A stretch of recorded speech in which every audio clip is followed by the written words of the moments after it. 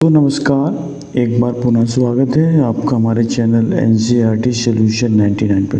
दोस्तों, हमें आशा है आप अच्छे होंगे, स्वस्थ होंगे और आपकी पढ़ाई अच्छे से चल रही होगी। दोस्तों, आज हम जो है सामान्य विज्ञान के एक महत्वपूर्ण प्रैक्टिस सेट को हल करेंगे। दोस्तों, हमने 15 प्रैक्टिस सेट जो है हल करा दिए अभी तक, जिन्हें आप प्ले लिस्ट में जा कर के देख सकते हैं। दोस्तों, ये सामान्य विज्ञान का जो प्रैक्टिस सेट है, ये दोस्तों इसमें ये प्रैक्टिस सेट आपकी जो है निम्नलिखित परीक्षाओं के लिए बहुत उपयोगी साबित होगा, जिसमें SSC है दोस्तों, SSC है, बैंक है, रेलवे है, पुलिस है, PCS है और टीचर्स एग्ज़ाम।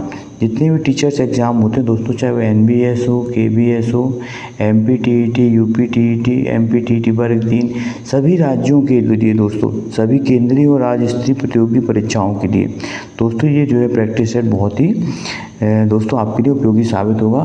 तो दोस्तों, आप प्रैक्टिस सेट बराबर निरंतर लगाते रहें और अपना स्कोर चेक करके हमें कमेंट सेक्शन में अपनी प्रतिक्रिया अवश्य दें कि आपने कितना स्कोर किया है। तो दोस्तों, आज प्रैक्टिस सेट हल करेंगे 16वें प्रैक्टिस सेट में दोस्तों हमने प्रश्न क्रमांक 1 से लेकर के 25 तक के प्रश्नों को हल करा दिया था। आज दोस्तों हम प्रश्न क्रमांक 26 और उसके बाद के प्रश्नों को हल करेंगे। तो दोस्तों अगर आपने हमारे चैनल को अभी तक सब्सक्राइब नहीं किया है तो आपसे विनम्र निवेदन है कि आप हमारे चैनल को सब्सक्राइब कर दें और दोस्तों इस प्रश्नोत्तरी को लाइक और शेयर करें।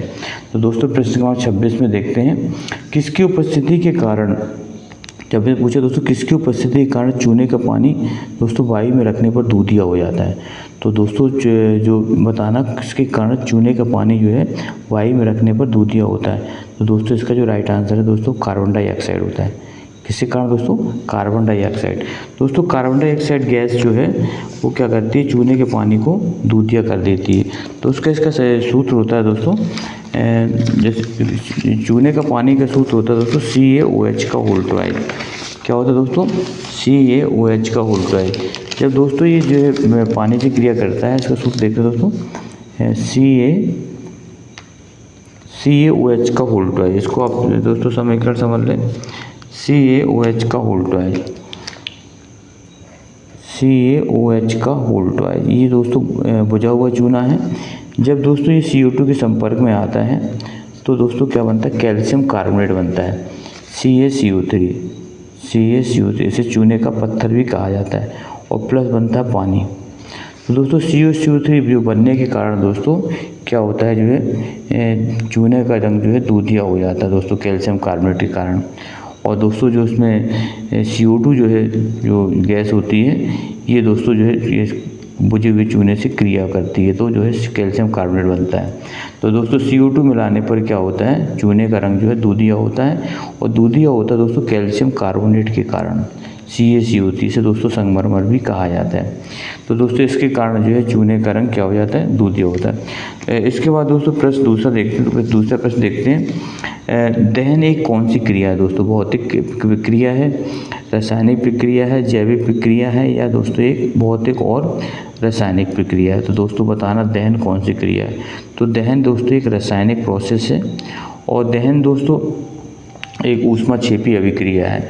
ऊष्माक्षेपी अभिक्रिया वो होती है दोस्तों जिसमें किसी पदार्थ को जलाने से जो है ऊष्मा क्या होती है, मुक्त होती है, ऊष्माक्षेपी अभिक्रिया कहलाती है।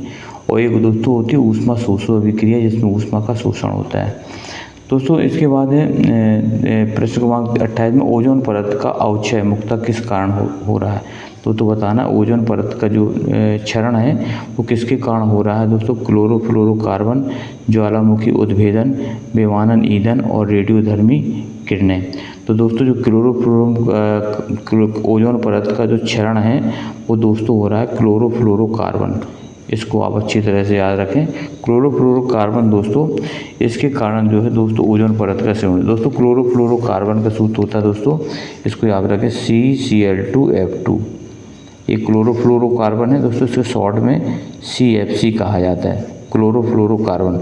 इसका दोस्तों इसका नाम है डाइफ्लोरो और दोस्तों एक कार्बन मेथेन, डाइक्लोरोमेथेन, इसको दोस्तों क्या कहते हैं, CFC या क्लोरोफ्लोरोकार्बन। इसमें सही मिलान करना अंडपीतक प्रोटीन और मांसाहार कैल्शियम प्रोटीन, मत्स्य दोस्तों मंड और विटामिन, और दूध दोस्तों रेशा और खनिज। तो दोस्तों बताना इसका राइट आंसर है। तो इसका राइट आंसर दोस्तों जो मांसाहार होता है, मांसाहार के अंतर्गत दोस्तों कैल्शियम और दोस्तों आपको प्रोटीन दोनों अधिक मात्रा में होते हैं। इसका इसलिए राइट आंसर दोस्तों बी है। जो मांसाहार होता है उसमें कैल्शियम और प्रोटीन दोनों अधिक मात्रा में होते हैं। नायलॉन के आविष्कार के साथ निम्न में से कौन सा दोस्तों बताना, नायलॉन का आविष्कार किसने किया था? तो दोस्तों 4 ऑप्शन दिए हैं, जे नाइसरफोर नाइप्से, जॉन कॉर्बट, डॉक्टर बेलिस एंड कैराथर्स और दोस्तों लुईस पाश्चर। तो दोस्तों इसका राइट आंसर बताना है। तो इसका राइट आंसर है दोस्तों सी है, doctor Bellis H Carothers, Bellis H Carother. इसके बाद दोस्तों अगला क्वेश्चन, मानव का सामान्य रक्त शुगर स्तर कितना होता है? दोस्तों बताना मानव का सामान्य रक्त शुगर स्तर कितना होता है? 4 ऑप्शन दिए दोस्तों, 120 से 150 मिलीग्राम प्रति डेसीलीटर, 80 से 90 मिलीग्राम डेसीलीटर, 150 से 120 मिलीग्राम प्रति डेसीलीटर और 10 मिलीग्राम प्रति लीटर के आसपास। तो दोस्तों इसका जो राइट आंसर है दोस्तों वो है 80 से 90 मिलीग्राम प्रति डेसीलीटर।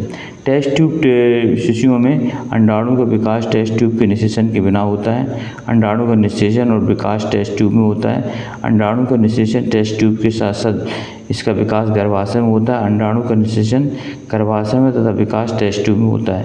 तो दोस्तों 32 का राइट आंसर बताना है। तो दोस्तों इसका जो राइट आंसर वो डी है। जो टेस्ट ट्यूब शिशु होते हैं दोस्तों इसमें अंडाणु का निषेचन गर्भाशय में होता है। अंडाणु का निषेचन कहाँ होता है? गर्भाशय में। और जो इसका विकास होता है वो दोस्तों टेस्ट ट्यूब में होता है। इसका राइट आंसर दोस्तों। इसके बाद दोस्तों प्रश्न क्रमांक 34 देखते हैं। 34 में क्या पूछा गया? 34 में पूछा गया दोस्तों सूची 1 का सूची 2 से मिलान करना है। Vitamin B12, haemoglobin, chalcopyrite, chlorophyll. तो दोस्तों 34 में देखते हैं जो दोस्तों विटामिन जो B12 है दोस्तों वो पाया जाता है हमारा कोबाल्ट में। इसका राइट आंसर दोस्तों कोबाल्ट है। और दोस्तों जो हेमोग्लोबिन है वो दोस्तों होता है लोहे आयरन, उसमें लोहे आयरन पाए। और इसके बाद चैल्कोपोराइड है दोस्तों, ये है तांबे का है, इसका जो राइट आंसर तांबा है। और क्लोरोफिल जो है दोस्तों में पाया जाता है मैग्नीशियम, Mg। क्लोरोफिल दोस्तों सूर्य के प्रकाश संश्लेषण की क्रिया में महत्वपूर्ण भूमिका निभाता है। लाल रक्त कणिकाओं का निर्माण निम्नलिखित में से किसके हमारे शरीर में किस भाग में होता है? हृदय, अस्थि मज्जा, गुर्दा और यकृत। तो दोस्तों लाल रुधिर कणिकाएँ जो होती है RBC होते हैं, इनका निर्माण दोस्तों हमारे शरीर में दोस्तों अस्थि मज्जा द्वारा होता है दोस्तों। इसे बोन मैरो भी कहा जाता है। प्लेग किससे फैलता है? तो दोस्तों प्लेग 4 ऑप्शन, जीवाणु, विषाणु, कवक और ये सभी। तो दोस्तों प्लेग फैलता है दोस्तों वो है जीवाणु द्वारा। दोस्तों प्लेग जो होता है दोस्तों ये होता है, इसका जीवाणु होता है दोस्तों बैसिलस पेस्टिस जीवाणु होता है। ये दोस्तों चूहों से संबंधित बीमारी होती है और दोस्तों ये संक्रामक बीमारी है दोस्तों, अर्थात ये दोस्तों एक व्यक्ति से दूसरे व्यक्तियों में दोस्तों आसानी से फैल जाती है। तो प्लेग जो है दोस्तों जीवाणु द्वारा होता है। इसका चींटी अपने चारों ओर की वस्तुओं को देख सकती है क्योंकि उसकी आंखें सिर के ऊपर हैं, उसकी आंखें सुविकसित हैं, उसकी आंखें सरल आंखें, उसकी संयुक्त आंखें। तो दोस्तों इसका राइट आंसर है उसकी आंखें संयुक्त है, डी। उसकी कंपाउंड नेत्र पाए जाते हैं इसलिए वो चारों तरफ देख सकती है। अधिक ठंडे क्षेत्रों में रहने वाले जंतुओं के फर उनके किस काम में आते हैं? शत्रुओं से उनकी रक्षा के लिए। फर के कारण सुंदर दिखाई देते हैं, उनकी जल से रक्षा करती, वायु को फंसाकर उन्हें गर्म रखता है। तो दोस्तों इसका राइट आंसर यही है। शरीर के जो बाल होते हैं जो वो ठंडी वायु को फंसा करके उनके शरीर को गर्म रखते हैं। इसके बाद 39 देखते हैं, उत्तेजना के निम्नलिखित में से कौन सा हार्मोन अधिक मात्रा में काम करता है? सेरोटोनिन और दूसरा कार्टिसोन, तीसरा है दोस्तों एस्ट्रोजन और चौथा है दोस्तों एड्रेनलिन। तो दोस्तों इसका राइट आंसर है दोस्तों है एड्रेनलिन। एड्रेनलिन जो हार्मोन होता है दोस्तों क्रोध, मानसिक तनाव, डर इत्यादि में भाग लेता है। इसके बाद 40 दिया दोस्तों, डायनासोर कितने वर्षों से विलुप्त है? डायनासोर लगभग 135 मिलियन वर्ष, लगभग 100 मिलियन वर्ष, लगभग 65 मिलियन वर्ष, लगभग 25 मिलियन वर्ष। तो जो डायनासोर दोस्तों जो है लगभग 6.5 करोड़, लगभग जो है इसका मतलब 65 मिलियन वर्ष जो है वर्षों से विलुप्त हैं। निम्नलिखित में से कौन सा वातावरणीय गैसें ग्रीन हाउस के लिए जिम्मेदार हैं? तो दोस्तों बताना कौन सी गैसें जो है ग्रीन हाउस के जिम्मेदार हैं। तो दोस्तों ग्रीन हाउस के लिए जो जिम्मेदार गैसें हैं दोस्तों आपको पता होना चाहिए CO2, CH4, carbon dioxide, methane और दोस्तों क्लोरोफ्लोरोकार्बन, N2O, जलवाष्प। ये सभी दोस्तों गैसें जो है ग्रीन हाउस के लिए जिम्मेदार गैसें होती। तो दोस्तों इसका जो राइट आंसर दोस्तों बी है 3 और 4, अर्थात जो है जलवाष्प और कार्बन डाइऑक्साइड, ये सभी गैसें दोस्तों इसके लिए उत्तरदायी होती हैं। सौर ऊर्जा का सबसे बड़ा यौगिक कारक कौन है? सौर ऊर्जा का सबसे बड़ा यौगिक कारक कौन है? हरे पौधे, कवक, बैक्टीरिया और प्रोटोजोआ। तो दोस्तों इसका जो है राइट आंसर हरे पौधे। हरे पौधे दोस्तों क्या होते हैं? सूर्य की प्रकाश की उपस्थिति में प्रकाश संश्लेषण द्वारा भोज्य पदार्थों का निर्माण करते हैं।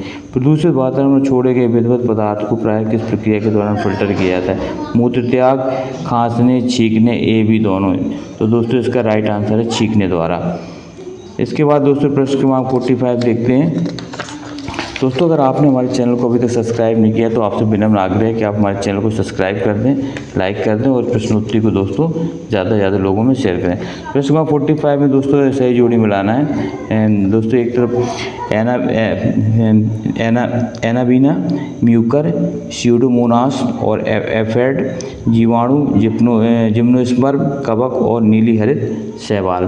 तो दोस्तों पहले का है एनाबीना है नीली हरित शैवाल, इसका राइट आंसर दोस्तों। दूसरा है तो म्यूकर जो है दोस्तों इसका संबंध कवक से है, म्यूकर क्या है कवक में।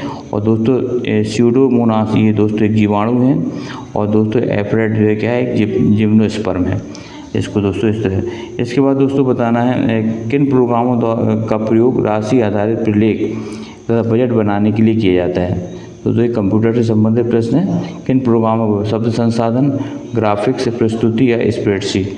तो दोस्तों इसका राइट आंसर स्प्रेडशीट। स्प्रेडशीट का दोस्तों उपयोग एक सॉफ्टवेयर है जैसे जो है माइक्रोसॉफ्ट एक्सेल वगैरह, इससे दोस्तों बजट बनाने और दोस्तों राशि आधारित प्रलेख बनाने में किया जाता है। इसके बाद लेन का पूरा नाम क्या है? तो दोस्तों इसका नाम है लोकल एरिया नेटवर्क, C इसका राइट आंसर है। MSX टेक्नोलॉजी किसके द्वारा प्रारंभ की गई थी? तो दोस्तों MSX टेक्नोलॉजी को इंटेल जो कंपनी थी दोस्तों इसके द्वारा दोस्तों चालू की गई थी, इंटेल द्वारा। निम्नलिखित कथनों विचार के नीचे दिए कि कूट भाषा सही उत्तर दीजिए। असेंबली भाषा, मशीनी कूट भाषा, उत्तरी भाषा, असेंबलर। तो दोस्तों इसका जो राइट आंसर है दोस्तों वो है C। पहला दोस्तों असेंबली भाषा, मशीनी कूट भाषा और उच्चतरी भाषा। दोस्तों ये तीनों इसके जो है राइट आंसर दोस्तों। इसके बाद ENIAC क्या है? ENIAC है एक इलेक्ट्रॉनिक कैलकुलेटर, एक स्मृति युक्ति, एक इंजन और एक इलेक्ट्रॉनिक कंप्यूटर। तो दोस्तों ENIAC इसका फुल फॉर्म होता है दोस्तों इलेक्ट्रॉनिक न्यूमेरिकल, N से न्यूमेरिकल, I से इंटीग्रेटर एंड कैलकुलेशन, C से क्या होता है दोस्तों कैलकुलेटर। तो इसका फुल फॉर्म हो गया electronic numerical integrator and calculator, इसका ये फुल फॉर्म है दोस्तों। और ये जो है ये C से क्या है दोस्तों कैलकुलेटर। तो दोस्तों ये है इलेक्ट्रॉनिक कंप्यूटर है दोस्तों, ENIAC कहलाता है ये। इसका 50 का जो राइट आंसर है वो दोस्तों है D, एक इलेक्ट्रॉनिक कंप्यूटर। तो दोस्तों इस तरह से ये आज के टॉप 25 क्वेश्चन दोस्तों आपको प्रश्नोत्तरी कैसी लगी आप कमेंट सेक्शन में अपनी प्रतिक्रिया अवश्य दें। अगर आपने चैनल को सब्सक्राइब नहीं किया है तो चैनल को सब्सक्राइब कर दें, लाइक कर दें और इस प्रश्नोत्तरी को अपने दोस्तों में शेयर करें दोस्तों। आपका दिन शुभ हो। जय हिंद, जय भारत, वंदे मातरम दोस्तों।